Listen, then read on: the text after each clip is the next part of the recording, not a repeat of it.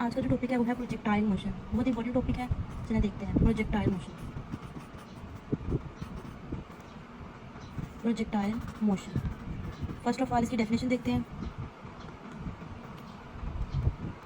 The two dimension motion of a body, इसकी definition में आएगा the two dimension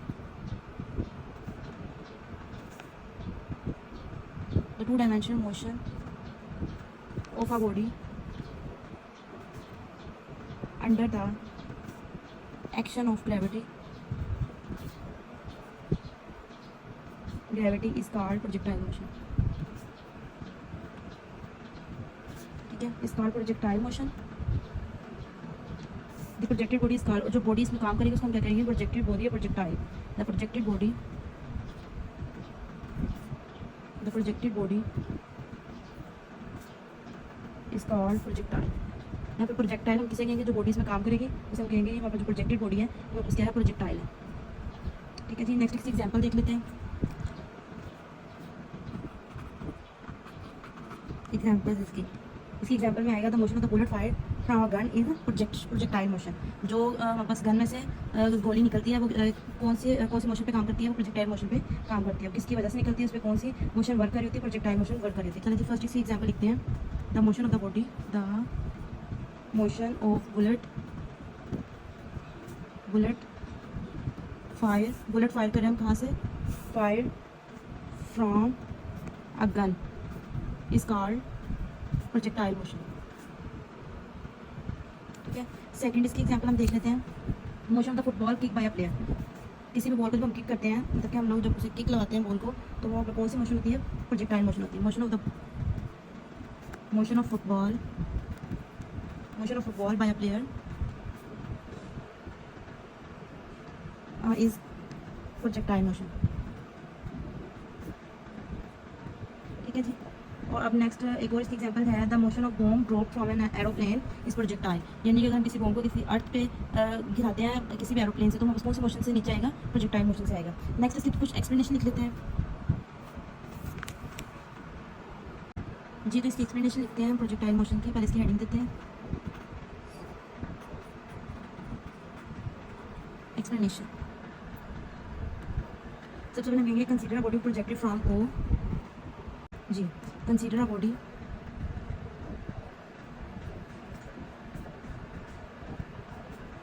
is projected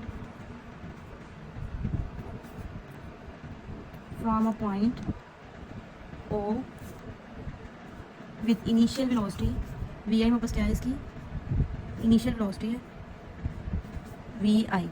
ठीक है जी, एट एंगल थीटा इन कहाँ पे होगा, XY प्लेन। XY प्लेन का मतलब है कुछ एक्स एक्सिस पे कुछ वाई एक्सिस पे। ये वापस क्या है, एक्स एक्सिस है, और ये वापस क्या है इसका, वाई एक्सिस पे। यहाँ से कोई ऑब्जेक्ट क्या करेगा, अपने ओरिजिन से क्या करेगा, प्रोजेक्टेड मूव करेगा। ठीक है, ये इसका क्या होगा वापस लॉन्चिंग पॉइंट, और ये इसका क्या होगा, लैंडिंग पॉइंट, और ये इसका क्या होगा, मैक्सिमम पॉइंट किसी भी प्रोजेक्टेड बॉडी का। किसका, प्रोजेक्टेड बॉडी का। X y plane, the path followed by the projected during motion is called trajectory path. इसकी एक और एक वापस डेफिनेशन आगे प्रोजेक्टाइल की कि the path followed bye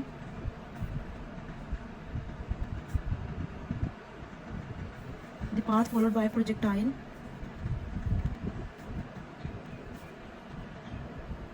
during motion। जो भी पाथ फॉलो किया जाएगा उसको क्या कहेंगे, वापस क्या है, ट्रेजेक्टरी है, इज कॉल्ड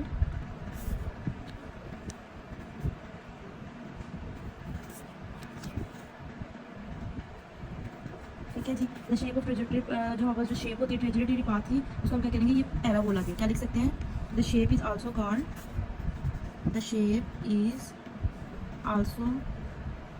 पैराबोला शेप। ये जो शेप है ना वापस, इसको क्या करेंगे, ये वापस पाथ पहले कौन सा, ट्रेजेक्टरी पाथ है, और जो वापस शेप है ये वापस कौन सी है, पैराबोला शेप है, पैराबोला। ठीक है, the trajectory is affected by gravity. यानी जिस पे एक और चीज़ फोर्स अमल करी है, जो डाउनवर्ड अमल करी है, वो वापस कौन सी फोर्स है, ग्रेविटी की। ठीक है, बाकी अगर हम इसकी नेक्स्ट फॉर्म्स देखते हैं प्रोजेक्टाइल की, पहले इसका टाइम ऑफ फ्लाइट और इसकी जो है हाइट निकाल लें, यानी कितनी पीक पे जाता है ये प्रोजेक्टाइल। एरोप्लेन हो गया, कोई भी रॉकेट हो गया, कुछ भी, वो सारे किस पे काम करते हैं, प्रोजेक्टाइल मोशन पे काम करते हैं। अच्छा जी, पहले हम थोड़ी सी प्रोजेक्टाइल की शेप देख लेते हैं। सिंपली शेप देखिए आप, ये वापस इसका वाई एक्सिस है, ठीक है। ये वापस क्या है इसका एक्स एक्सिस है। तो जो अगर एक्स एक्सिस है तो यहाँ पे velocity v i x initial velocity x axis पे होगी, ठीक है। और जो इसकी सेकंड वेलोसिटी है v i initial velocity y axis पे देख लिया, ठीक है। तो इस पे यहाँ पे जीरो से लेके यहाँ पे आया प्रोजेक्टाइल यहाँ पे 0 पॉइंट से, ठीक है। यहाँ पे जो हमारे पास इनिशियल वेलोसिटी यहाँ पे क्या होगी, वी आई होगी,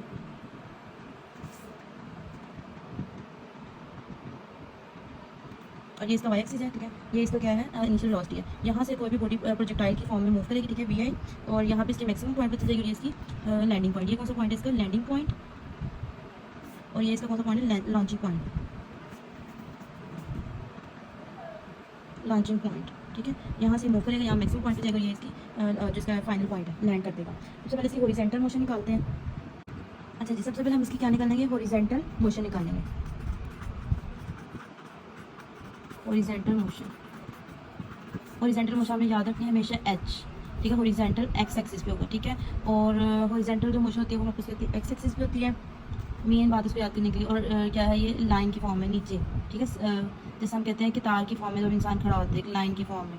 रो एंड कॉलम पढ़ा था आपने मैथ में, रो की फॉर्म में जो भी होगी वो वापस हमेशा हॉरिजॉन्टल होता है। ये भूलने वाली बात नहीं है, बिल्कुल बच्चे भूल जाते हैं। लेकिन ये देखें, इधर अगर वापस कोई भी ऐसे है जो वापस क्या परपेंडिकुलर की फॉर्म है, तो वो वापस क्या हो जाएगा, वर्टिकल फॉर्म हो जाएगी। कौन सी फॉर्म हो जाएगी, वर्टिकल फॉर्म। इनके परपेंडिकुलर की फॉर्म में तो क्या आ जाएगा, यहाँ पे वर्टिकल फॉर्म आ जाएगी, ठीक है। चलिए जब इसका निकालते हैं हम हॉरिजॉन्टल मोशन। हॉरिजॉन्टल मोशन के लिए सबसे पहले हम लेंगे components, initial velocity v i into components, initial velocity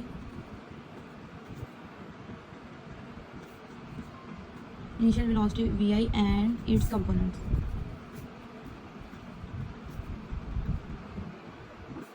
इसके कंपोनेंट्स क्या होंगे, वापस पहले v i x x axis पे वी आई कोस थीटा हो जाएगा वापस, ठीक है।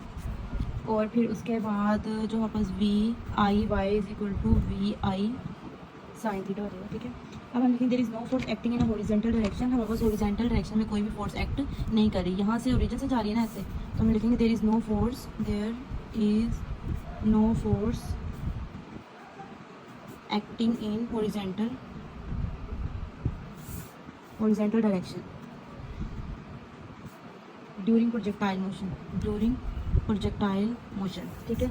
और उसके बाद लिखेंगे x component of velocity constant during motion. जो वापस एक्स कंपोनेंट क्या हो जाएंगे, कांस्टेंट हो जाएंगे। Then x component is